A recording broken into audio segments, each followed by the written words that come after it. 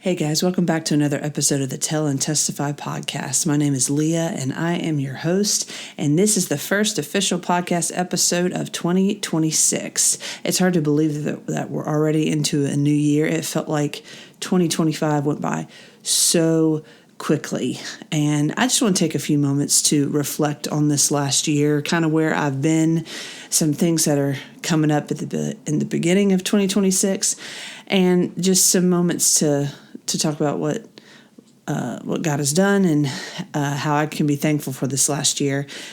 It's been cool to kind of rebrand this podcast. It was formerly known as the Led to Lead podcast, and then decided to move in a different direction and call it the Tell and Testify podcast, more focused on telling people stories and testifying to what God has done in my life and other people's lives. So that was cool to launch that in January of last year. And then February, got to talk about, February through May, got to talk about several different things, different books that I had been reading, some events that I got to go to with, like going to see Jen Wilkin talk at a conference and just the impact that she's made on my life. And that's been really cool. And then around May, I did my last episode about the middle of May on some books that I had been reading, and then, life just kind of started happening. The end of the school year, trying to get the kids ready for summer.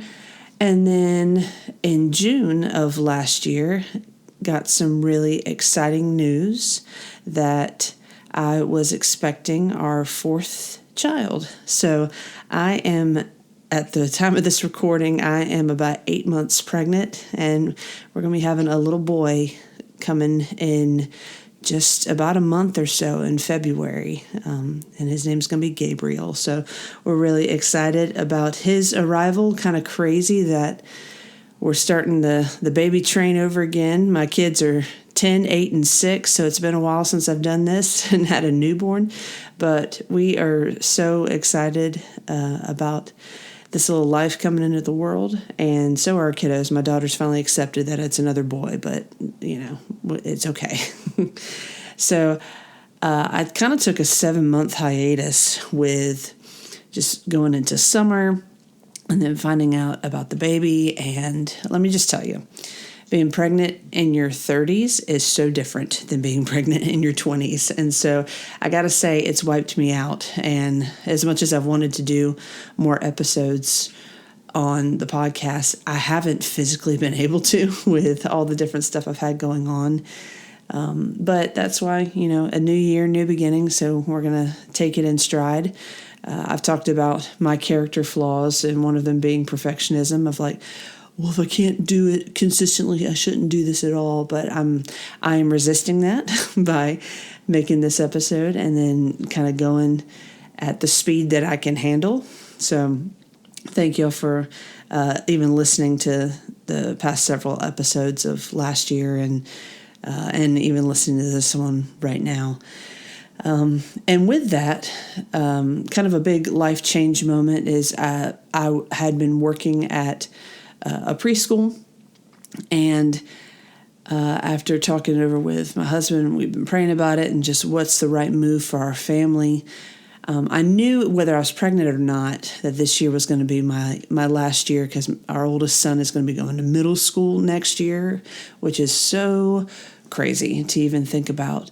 But we made the decision for me to go ahead and finish my job right at Christmas break. And so I'm officially at home now.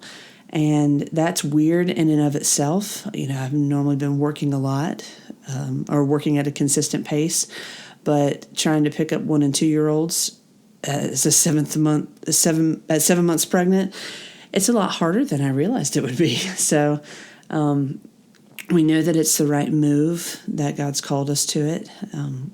But it's just a new season for us to have to think about, finances more and just what does it look like for me to be home. But at the same time, it's been so rewarding to be able to pick up my kids and, play with them and be more present at home. So I'm grateful for that. So there's been a lot of change that has happened in 2025 that at the beginning of 2025 I wasn't necessarily anticipating, but we're grateful. I'm grateful for it. And as we step into 2026, a big change for me obviously is having a fourth kiddo and a baby. I've working at a preschool. I'm no stranger to diapers, so that part will be okay. But it's the sleepless nights. It's trying to find a new rhythm because our three kids are just so independent and they can do things on their own. And now I'm like, oh no, I got another little baby to help take care of. But I'm grateful that I have a lot of helpers. Our daughter is chomping at the bit to be able to meet him and hold him, and I'm probably going to have to fight her for him to do certain things. So the beginning of this year will certainly be different. Also, another thing, actually, my husband actually started his doctorate program this past fall. So he is trying to get back in the swing of being in school and writing a bunch of papers and doing all those things. So that will be another thing to kind of balance of just with him he's a pastor, so dealing things with church, and then he's got school, plus we have a newborn, and then we also have three kiddos. So just trying to find the rhythm of what our life is supposed to look like now. But all in all, I truly don't have anxiety about it. I kind of anticipated that I would, but I don't. And just trying to take it in stride. And maybe you're in a similar situation. 2026 maybe has a lot of question marks by it of I don't know what I'm supposed to do, or I don't know what's coming next. Or maybe you had a horrible 2025 and you're like, I'm ready to start over and have a new year. I would encourage you to maybe write those things down, talk it over with your spouse, a friend, somebody at church. Pray about it no matter what.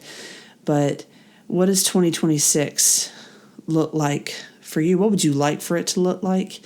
How would you like to feel is probably a better question. I know for me, I would like to feel peace no matter what. And I know that comes with being in the Word. I know that comes with having community, being honest about how I'm feeling. And let me tell y'all, pregnancy hormones, I don't know how I feel. I could change from minute to minute how I feel. But at the same time, I know that I have to share that, and I have to get it out of my system, basically.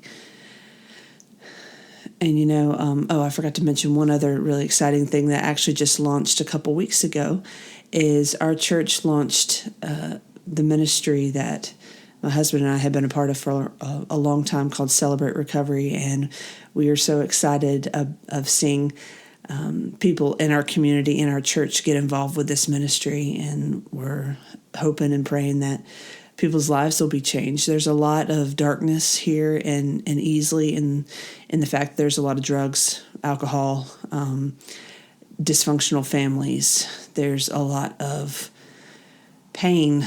There's a lot of you put the mask on at church. You show your best self at church, but you don't really tell people how you're doing. So I would ask you to pray for this ministry, that it would be something that our church has been open to it, but that more people in our church would come and be a part and not feel fear about sharing what's going on, and that this would be something that could be life-changing. So that's been another really cool thing about 2026 of seeing this ministry that Jake and I we thought we could, that chapter had closed in our past, but for God to allow it to come and for us to have some of our closest friends serve as the directors of that ministry and some of our other friends from my hometown come and serve. It's been a really healing process in a lot of ways to be involved with this ministry again, and we're just so grateful. So maybe you're kind of in that similar situation of you're excited about new things coming. You're excited about bad things finishing. No matter what, I would just encourage you to have an open hand policy with 2026, that you would be open to what God wants to do, that you would be honest with what you would like to see happen and ask God for things that you would like to see. And we must have an open hand, and let's see what God can do in 2026. I'm looking forward to posting more episodes, hopefully get my husband on the podcast again and be able to talk about different things. But thank you so much for listening. I hope you had a wonderful start to your new year, and I look forward to sharing more content with you so that we can tell and testify what God has done together. Until next time, we'll see you later.